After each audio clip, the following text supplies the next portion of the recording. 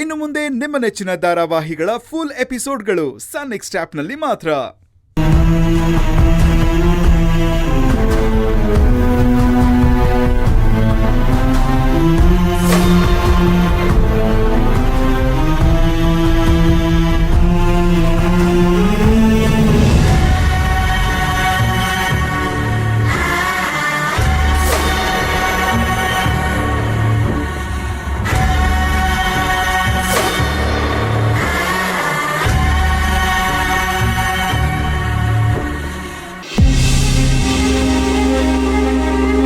ನೋಡಿ ಮುತ್ತಣ್ಣ, ನಾನು ಹಿಂಗೆ ಹೇಳ್ತೀನಿ ಅಂತ ಬೇಜಾರು ಮಾಡ್ಕೋಬೇಡಿ. ನಾನು ಇದ್ದಂಗೆ ಹೇಳ್ತಾ ಇದ್ದೀನಿ. ರಾಧನ್ ಜೀವನ ನಿಮ್ಮ ಕೈಲಿದೆ. ರಾಧನ್ ತಂಗಿಯಾಗಿ ಮೈನ ಅವಳು ಸರಿಯಾದ ನಿರ್ಧಾರನೇ ತಗೊಂಡವಳೆ. ಆ ಚಿಕ್ಕ ಹುಡುಗಿಗೆ ಅರ್ಥ ಆಗೋ ವಿಚಾರ ದೊಡ್ಡವರಾಗಿ ನಿಮ್ಗೆ ಯಾಕೆ ಅರ್ಥ ಆಗಲ್ಲ ಅಂತೀನಿ. ಯೋ ಕೆಂಪಣ್ಣ, ಯಾರಾದ್ರೂ ಹಗಲ್ಕಂಡು ಬಾವಿಲಿ ರಾತ್ರಿ ಬೀಳ್ತಾರೇನಯ್ಯ? ಅವನು ಎಂತವನು ಅಂತ ಗೊತ್ತಿದ್ದು ನನ್ನ ಮಗಳು ಹೇಳಿದ್ಲು ಅಂತ ನಾನು ಹೂ ಅಂದ್ಬಿಡದ ಅದಕ್ಕೆ. ನೋಡಿ ಅದಕ್ಕೆ ನಿಮ್ಗೆ ಅರ್ಥ ಆಗಲ್ಲ ಅನ್ನೋದು. ನೋಡಿ ಶಾಂತಕ್ಕ, ನಿಮ್ಗೆ ಜೀವನದಲ್ಲಿ ಕಷ್ಟ ಸುಖ ಎಲ್ಲ ಗೊತ್ತೈತೆ. ನೀವಾರವಸಿ ಹೇಳಿ, ಮಗಳು ಮದುವೆ ಮಾಡೋದು ಅಂದ್ರೆ ಬಾವಿಗೆ ತಿಳಿದಂಗ? ಅವ್ರು ಹೇಳ್ತಿರೋದು ಸರಿಯಾಗಿ ಐತೆ. ಕಟ್ಗನ್ ಕೈಗೆ ಕುರಿ ಕೊಡೋದು ಒಂದೇ, ಅವನ್ ಕೈಲಿ ನನ್ನ ಮಗ್ಳಿಗೆ ತಾಲಿ ಕಟ್ಸೋದು ಒಂದೇ. ಮೊದ್ಲಿಂದ ಅವನ್ಗೆ ನಮಗ್ ಕಂಡ್ರನೆ ಆಯ್ಕಿಲ್ಲ. ನಮ್ಮ ಮೇಲೆ, ನಮ್ಮ ಮನೆ ಮೇಲೆ ಯಾವಾಗ್ಲೂ ಕತ್ತಿ ಮಸಿತಿರ್ತಾನೆ. ಅದೇ ನೀವು ತಪ್ಪು ತಿಳ್ಕೊಂಡಿರೋದು. ಅವನು ನಿಜವಾಗಿ ಕತ್ತಿ ಮಸ್ತಿದ್ರೆ ಮದುವೆ ಆಯ್ತೀನಿ ಅಂತ ಮುಂದೆ ಬತ್ತಿದ್ನಾ? ರಾಧನ್ ಮದುವೆ ಮುರಿದು ಬಿದ್ದಿದ್ರೆ ಅವನೇನು ಖುಷಿ ಪಡೋನು. ರಾಧನ್ ಮದುವೆ ಮಾಡಿಸಿ ಮೈನನ್ನ ಮದುವೆ ಆಯ್ತೀನಿ ಅಂತ ಮುಂದೆ ಬಂದವನೇ ಅಂದ್ರೆ ಅವನ ಮನಸ್ಸಿನಲ್ಲಿ ಏನು ಕಪಟ ಇಲ್ಲ ಅನ್ಸುತ್ತೆ. ಒಸಿ ರಾಧನ್ ಬಗ್ಗೆ ಒಸಿ ವಿಚಾರ ಮಾಡಿ. ಪಾಪ ಹೆಣ್ಣು ಮಗ ಪ್ರಾಣ ಕಳ್ಕೊಳಕ್ ಹೋಗಿತ್ತು. ಇಷ್ಟಾದ್ರೂ ನಿಮ್ಗೆ ಬುದ್ಧಿ ಇಲ್ಲ. ನೀವು ಹಠ ಮಾಡ್ಕೊಂಡು ಮೈನನ್ನ ಮದುವೆ ಮಾಡ್ಕೊಡಲ್ಲ ಅಂದ್ರೆ ರಾಧನ್ ಗತಿ ಏನಾಗ್ಬೇಕು?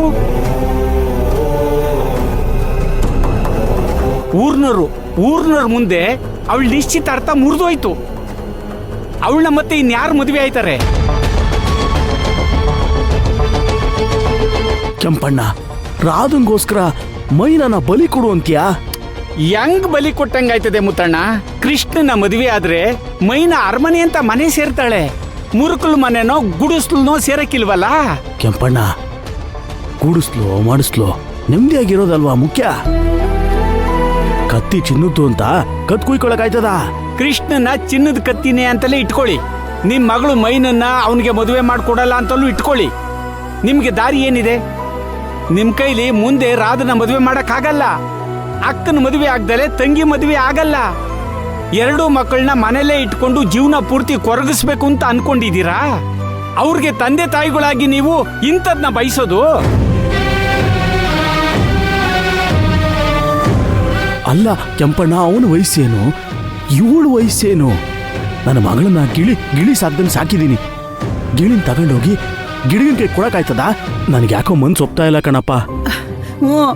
ಅವನ್ ವಿಷಯ ಕೇಳಿದ್ರೆ ಸಾಕು ಹಂಗೆ ಜಗಳ ಮಾಡೋಳು. ಅವ್ನ್ ಕಂಡ್ರೆ ಆಯ್ತಿರ್ಲಿಲ್ಲ. ಇವತ್ ನೋಡಿದ್ರೆ ಇದ್ದಕ್ಕಿದ್ದಂಗೆ ಅವನ್ನೇ ಲಗ್ನ ಆಗ್ತೀನಿ ಅಂತ ಅವಳಲ್ಲ. ನೋಡ್ದ ನೀವೇ ಹೇಳ್ದಂಗೆ ಅವಳೇ ಅವನ್ನ ಮದುವೆ ಆಯ್ತೀನಿ ಅಂದ ಮೇಲೆ ಮನಸ್ಸಿನಲ್ಲಿ ಅವನ ಮೇಲೆ ಆಸೆ ಇಟ್ಕೊಂಡು ಮೇಲ್ಮೇಲೆ ಜಗಳ ಆಡ್ತಿದ್ಲೇನೋ? ಮಕ್ಳ ಮನಸ್ಸು ಅಷ್ಟು ಸುಲಭವಾಗಿ ಅರ್ಥ ಆಗಲ್ಲ ಕಣಮ್ಮ. ಚೆ ಕೆಂಪಣ್ಣ, ನನ್ನ ಮಗಳು ಹಂಗಲ್ಲ ಕಣಪ್ಪ. ಮನಸ್ನಾಗೊಂದು ಮಾತ್ನಾಗೊಂದು ಹೇಳೋಳಲ್ಲ ಅವಳು. ಯಾವತ್ತಿದ್ರೂ ನೇರ, ತುಂಬಾ ತಿಳುವಳಿಕಸ್ಲು ಕಣಯ್ಯ ಅವಳು.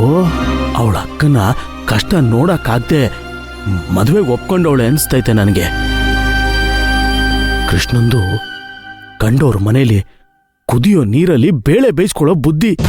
ಇವತ್ತು ನಮ್ಮನೇಲಿ ನೀರು ಕುದೀತಾದೆ, ಬೇಳೆ ಬೇಯಿಸ್ಕೊಳಕ್ ಬಂತವನೆ. ಇದೆಲ್ಲ ಆಗೋ ಮಾತಲ್ಲ. ಪಂಚಾಯ್ತಿ ಕಟ್ಟೆಲಿ ಅವತ್ತು ಊರ್ನವ್ರ ಮುಂದೆ ಅವಳು ಮಾನ ಹರಾಜಾಕ್ಬಿಟ್ನಲ್ಲೋ ಅಂತ ಅವನ ಜೊತೆ ನನ್ನ ಮಗಳು ಮದುವೆ ಆಗಿ ನೆಮ್ಮದಿಯಾಗಿ ಬಾಳ್ತಾಳೆ ಅಂತ ನಾನು ಹೆಂಗ್ ನಂಬ್ಲಿ? ಇಲ್ಲ ಕಣಪ್ಪ, ನನ್ನ ಮಗಳನ್ನ ಅವನು ಕೊಡಕ್ಕೆ ಸೂತಾರಾಮ್ ನಾನು ಇದಕ್ಕೆ ಒಪ್ಪಕ್ಕಿಲ್ಲ. ಬಸೋ, ಅವ್ರೇನಾದ್ರೂ ಒಪ್ಕೊಳ್ಳದೆ ಇದ್ರೆ? ಒಪ್ಕೊಳ್ದೆ ಇರೋದಕ್ಕೆ ಅವ್ರಿಗೆ ಬೇರೆ ದಾರಿನೇ ಇಲ್ಲ ಕಳ್ಳ.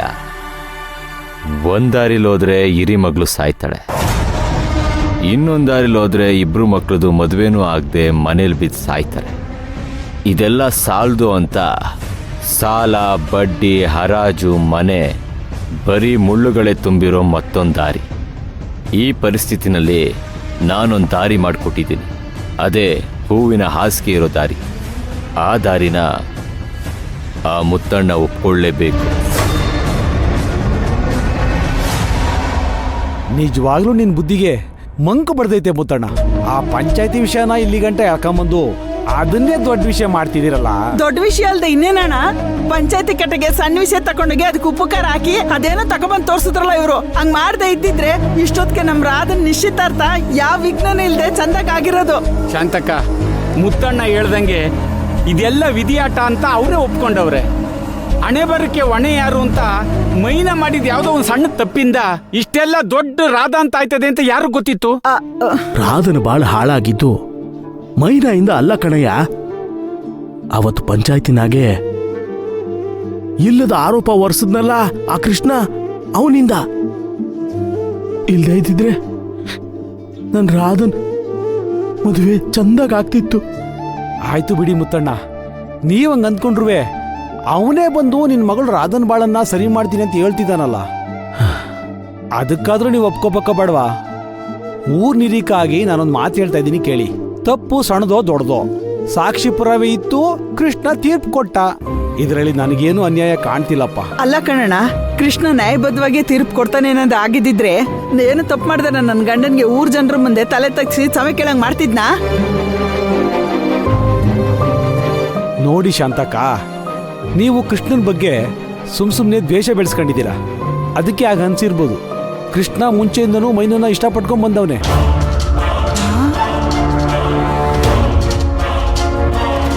ಆ ಇಷ್ಟನ ಮೀರಿ ತಪ್ಪು ಮಾಡಿದ್ದು ಅಂತ ಶಿಕ್ಷೆ ಕೊಟ್ಟಿದ್ದಾನ ಅಷ್ಟಯ್ಯ. ಮೈನ PUC ನಲ್ಲಿ ಪಾಸ್ ಆಗಿದ್ದಕ್ಕೆ ಊರ್ನಲ್ಲಿ ಕಟ್ಔಟ್ ಹಾಕ್ಸ್ಲಿಲ್ವಾ? ಅದನ್ನ ಯಾರಾದ್ರೂ ದ್ವೇಷಕ್ಕೆ ಮಾಡ್ತಾರ? ಪ್ರೀತಿ ಇದ್ದಿದ್ದಕ್ಕೆ ತಾನೇ ಹಾಗೆ ಮಾಡಿದ್ದು. ಈಗ ಮೈನನು ಕೃಷ್ಣನ್ ಮದುವೆ ಆಗ್ತೀನಿ ಅಂತ ಒಪ್ಕೊಂಡವಳೆ. ಹುಡುಗ ಹುಡುಗಿ ಇಬ್ರು ಒಪ್ಕೊಂಡ್ಮೇಲೆ ನೀವು ಬೇಡ ಅನ್ನೋ ಸರಿನಾ ಹೇಳಿ ಮುತ್ತಣ್ಣ? ನಾಳೆ ದಿನ ಈ ವಿಷಯ ಇಡೀ ಊರ್ನವ್ರಿಗೆಲ್ಲ ಗೊತ್ತಾಗುತ್ತೆ. ಈಗ ಅವಳೇ ಒಪ್ಕೊಂಡಿದ್ದಾಳೆ, ಆಮೇಲೆ ನೀವೇ ಬೇಡ ಅಂದ್ರಿ ಅಂತ ಇಡೀ ಊರ್ನವರೆಲ್ಲ ಮಾತಾಡ್ಕೊಂತಾರೆ. ಆಮೇಲೆ ಮೈನಿನ ಗಂಡು ಎಲ್ಲಿ ಸಿಗ್ತಾನೆ ಹೇಳಿ?